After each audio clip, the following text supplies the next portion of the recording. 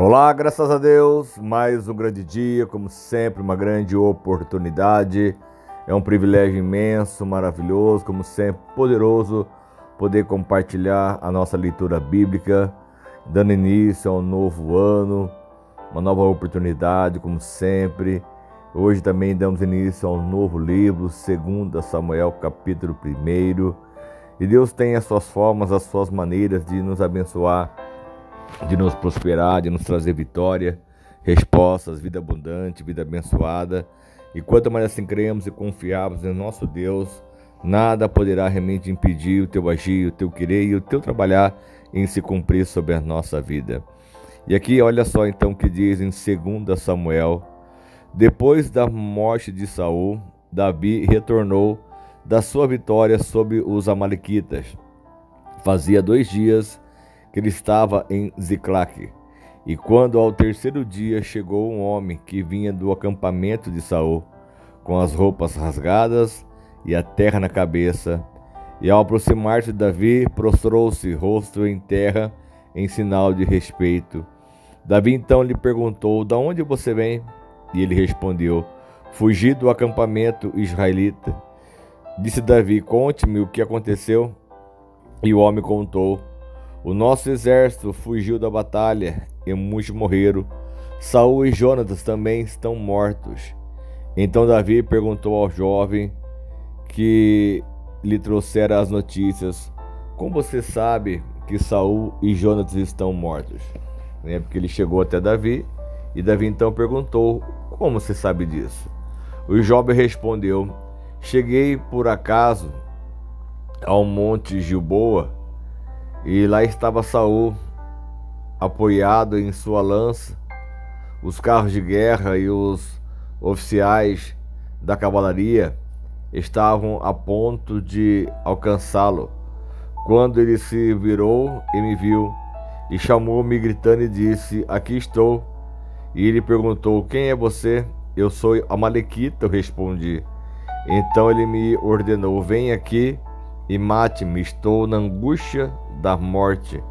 Por isso aproximei-se dele e o matei, pois saiba que ele não sobreviveria." Ele sabia que então não havia como esse momento Saul sobreviver e pelo ferimento. Então peguei a coroa e o bracelete dele e trouxe-as a ti, meu senhor." Olha só o que esse rapaz ele fez na sua concepção, na sua visão, na sua forma de entendimento. Achou que ele fez a coisa correta e certa. Mas Davi então rasgou as suas vestes, e os homens que estavam com ele fizeram o mesmo, e se lamentaram, chorando e jejuando até o fim da tarde, por Saul e por seu filho Jonatas, pelo exército do Senhor e pelo povo de Israel, porque muitos haviam sido mortos à espada. E Davi perguntou ao jovem que lhe trouxera as notícias: "De onde você é?" Ele respondeu: "Sou filho de um estrangeiro, eu sou amalequita." E Davi lhe perguntou: "Como você não temeu levantar a mão para matar o ungido do Senhor?" Davi, ele tinha as condições de matar a hora que ele queria, e um estrangeiro foi e fez. Como o próprio Saul já tinha se suicidado, ele colocou a lança sobre a sua própria vida, enfim, se pendurou sobre ela, mas não houve morte instantânea. Então, conforme diz esse rapaz, esse amalequita, que Saul estava ainda angustiando naquele momento de morte. E aí ele deixou claro: "Eu sou filho do estrangeiro, sou amalequita." Mas Davi, ele estava revoltado neste momento. Ele disse: "Mas como é que você pôde levantar a mão para matar o ungido do Senhor?" Então Davi chamou um dos seus soldados e lhe disse: "Vem aqui e mate-o." O servo o feriu e o homem morreu. Davi tinha dito ao jovem: "Você é responsável por sua própria morte. A sua boca testemunhou contra você quando disse: 'Matei o ungido do Senhor.'" O próprio Davi fez a justiça a qual era devida, porque não se toca naquele que Deus ungiu. E aí então o próprio Davi matou esse servo amalequita. E Davi cantou este lamento sobre Saul e seu filho Jonatas. Ordenou que ensinasse aos homens de Judá É o lamento do arco que foi registrado no livro de Jazar. O seu esplendor, ó Israel, está morto sobre os seus montes, como caíram os guerreiros. Não contem isso em Gate, não o proclame nas ruas de Ascalon, para que não se alegrem as filhas dos filisteus, e nem exultem as filhas dos incircuncisos. Ó colinas de Gilboa, nunca mais haja orvalho, nem chuva sobre vocês, nem campos que produzam trigo para as ofertas, porque ali foi profanado o escudo dos guerreiros, o escudo de Saul, que nunca mais será polido com óleo. Do sangue dos mortos da carne dos guerreiros, o arco de Jonatas nunca recuou, e a espada de Saul sempre cumpriu a sua tarefa. Saul e Jonatas, muito amados, nem na vida nem na morte foram separados. Eram mais ágeis do que as águias, mais fortes que os leões. Chorem por Saul, ó filhas de Israel. Chorem aquele que as vestia de rubros ornamentos e as suas roupas enfeitava com adornos de ouro. Como caíram os guerreiros no meio da batalha, Jonatas está morto sobre os montes de Israel. Como estou triste por você, Jonatas, meu irmão. Como eu lhe queria bem, e a sua amizade era para mim mais preciosa que o amor das mulheres.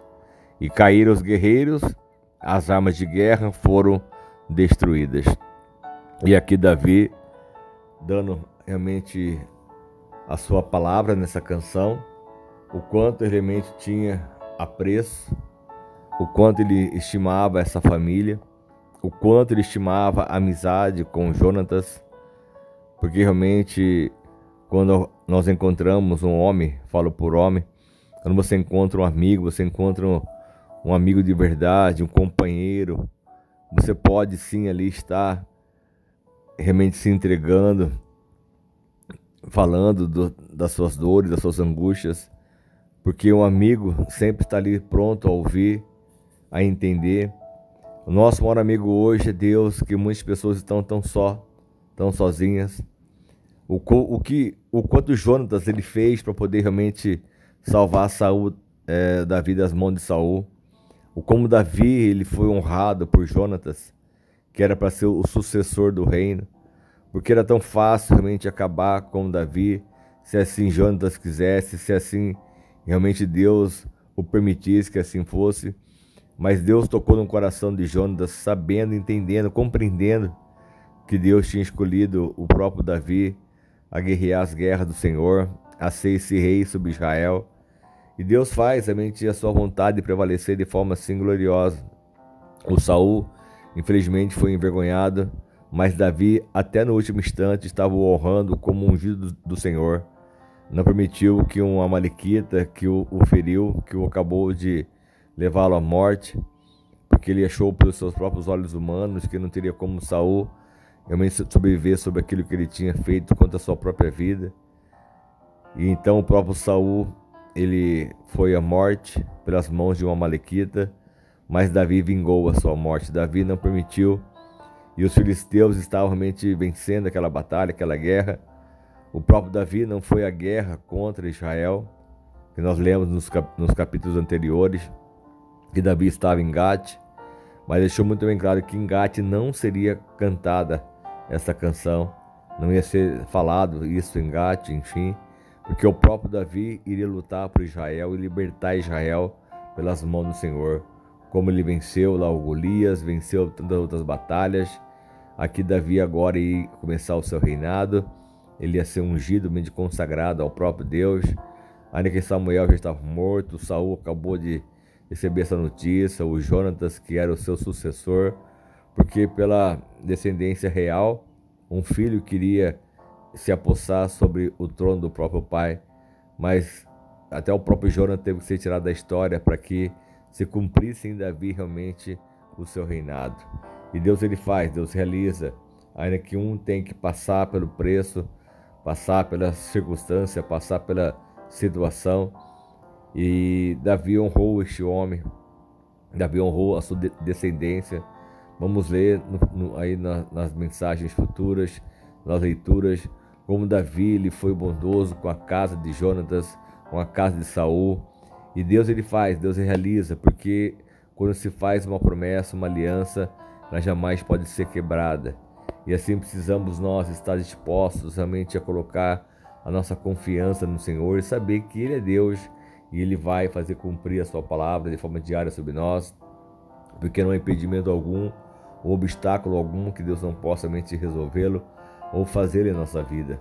E quanto mais se estivermos atentos à sua voz, crendo e confiando no que Deus está fazendo, realizando, mais nós iremos ser abençoados e consagrados pelo próprio Deus. Que você receba essa palavra, receba essa direção sobre a tua vida e seja altamente abençoado, consagrado ao nosso Deus. Amém? Vamos orar, vamos clamar ao nosso Deus para que Ele faça justiça, para que Ele venha operar o sobrenatural sobre nós sempre, em nome de Jesus. Senhor amado Pai, mais uma vez eu quero te agradecer por este momento, esse grande privilégio, meu Pai, de poder ouvir a Tua voz através da Sua palavra, entender, compreender os Teus caminhos, meu Santo Deus, como foi no passado. O Senhor é mesmo Deus hoje, o nosso presente, e nada poderá impedir ou invalidar o Teu querer, o Teu agir, o Teu trabalhar em se cumprir sobre nós. Então se manifeste, meu Pai, sobre cada vida, sobre cada casa, sobre cada família. É ano novo, meu Pai, começamos 2022 e eu tenho certeza que o Senhor está operando e vai operar ainda muito mais sobre nós, porque nada pode invalidar, nada pode impedir o Teu agir, o Teu querer e o Teu trabalhar em se cumprir sobre as nossas vidas. Que seja manifesto então o Teu poder, a Tua virtude, a Tua glória, meu Pai, e que assim aconteça, que assim prevaleça a Tua vontade, o Teu querer sobre nós. É o que eu te peço e te agradeço sempre, com a certeza, meu Pai, da Sua operação sobre cada vida, sempre, sempre, em nome do Filho amado, Senhor Jesus. Amém? Deus abençoe muito a sua vida, abençoe muito a sua casa, abençoe muito a sua família, que você entenda, que você compreenda essa mensagem, essa palavra, que vai libertar, vai transformar o coração e a alma. Porque quando nós estamos atentos à voz de Deus, Deus ele vai criar meios, criar situações e vai nos dar a honra qual é devida a cada um de nós. Amém? Deus te abençoe e te prospere muito, que você entenda, compreenda essa palavra e que Deus te revele ainda muito mais, abra o seu entendimento e que você cresça, que você avance, que você prospere muito mais no temor do Senhor, sempre em nome de Jesus. Amém? Deus abençoe, fique com Deus.